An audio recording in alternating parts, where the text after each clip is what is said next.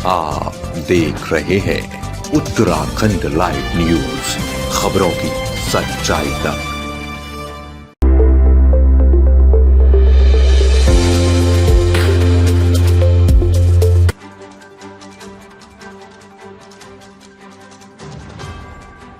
बद्रीनाथ केदारनाथ मंदिर समिति से जुड़े कथित दान राशि विवाद को लेकर उत्तराखंड की राजनीति तेज हो गई है। कांग्रेस प्रदेश अध्यक्ष गणेश गोदियाल ने बीकेटीसी अध्यक्ष हेमंत द्विवेदी पर सार्वजनिक बहस से पीछे हटने का आरोप लगाते हुए कहा कि यदि आरोपों का तथ्यात्मक जवाब होता तो वे तय समय पर चर्चा के लिए जरूर पहुंचते।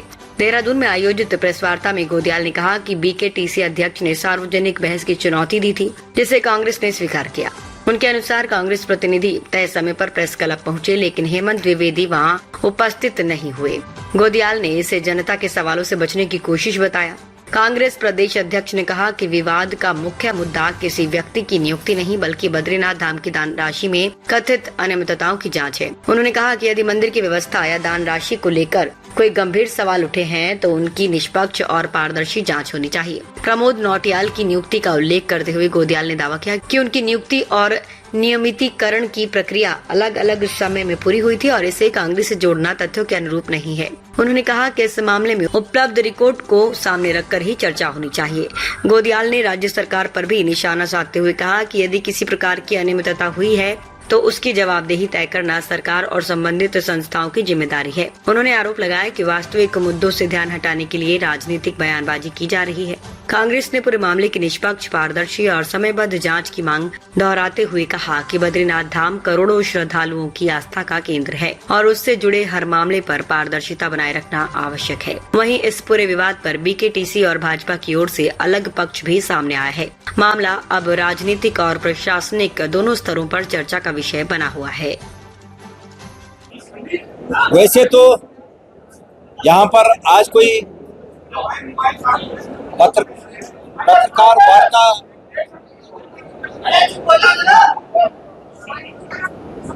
साथियों का हार्दिक अभिनंदन, स्वागत।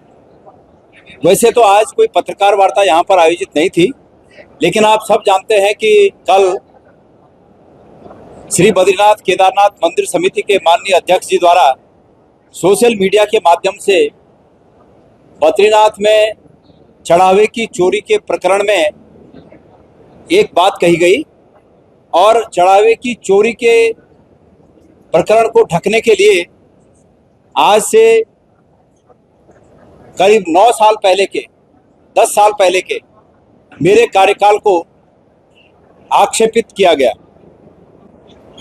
और साथ में ये भी कहा गया,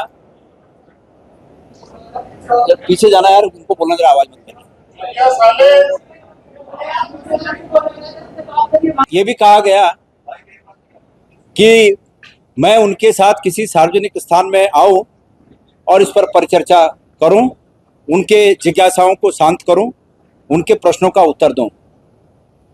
मुझे जब इस बात को सोशल मीडिया पे जानकारी मिली तो उनके इस कथन के, उनके इस स्टेटमेंट के सिर्फ 56 मिनट बाद मुझे पता लग गया और मैंने तत्काल, मैं उस समय कहीं जा रहा था, हरिद्वार की तरफ जा रहा था और मैंने उस पे आके लाइव आकर उनके इस प्रस्ताव को सहर्ष स्वीकार किया और मैं मन से उनको मैंने धन्यवाद भी दिया कि कम से कम कोई तो व्यक्ति है जिसमें ये मादा है कि वो इस प्रकार से चुनौतियों को स्वीकार करे। और सार्वजनिक जीवन में ये मौके कम आते हैं कि हम अपनी बात को अपने विरोधियों के सामने सच्चाई के साथ रखकर सत्य को स्थापित करने का प्रयास कर सकें। मुझे खुशी हुई इस बात की और मैंने इसको स्वीकार किया।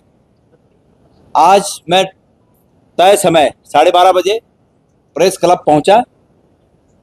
उन्होंने कहा यह था कि हम कहीं पर इस बात को चर्चा कर लें प्रेस के सामने या मीडिया के सामने, तो मैंने ये उचित समझा कि ये प्रेस क्लब उसके उपयुक्त स्थान है।